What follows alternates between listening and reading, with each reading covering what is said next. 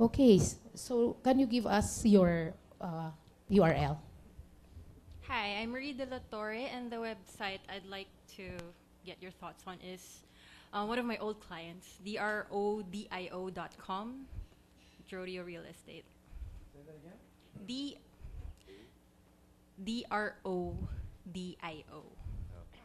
So there's two H1 headers, for example, is showing up on the homepage. So Drodio Real Estate, and then the other one below, so innovative approach to real estate.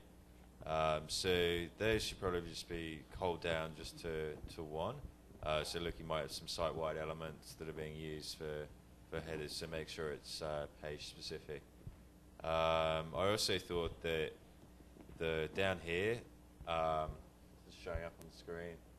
So you can see this is sort of the text here just completely dominating, like block of text. Takes up more than the whole screen. I've got to sort of scroll right down. So to me, I know this is a note from the owner sort of giving it that personal touch, but it does look like this has been written for the search engines. Like I don't know how many people it'd be interesting to put some like heat map, like ClickTail or something on here and see how many people actually reach the bottom of this page. Because I suspect it probably wouldn't be that many. That not many people are actually sort of reading this or getting anything out of it. So I think there's a risk that could be seen as like the content intent here could be seen as being there for SEO purposes rather than actually being something that's useful for the end user.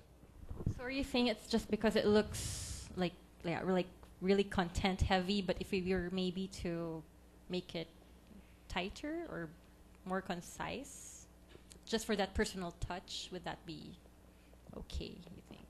Or just remove it altogether? Or I guess depending on what ClickTail says. Probably remove most of that, but maybe sort of think about like what are the key messages that you want to get across. So, why should people use your site? So what are there any sort of unique points, or what are the sort of key benefits to what sort of information do you offer? Where you sort of pull the information together from, how many properties you've got for sale at the moment, and so on. You might sort of want to feature. So you've got like recent properties for sale, but I don't know how useful sort of that's taking up quite a lot of real estate. Is it quite a?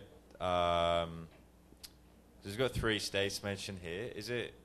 Does it cover all 3 of those states, like all suburbs, all cities, and yeah? So I guess there's a fair chance that those recent properties for sale aren't necessarily going to be relevant, I guess, to a user that goes on there. So maybe it might be worth thinking about utilizing some of that screen real estate to put across more some of the key benefits, lead people in to searching for something in their area.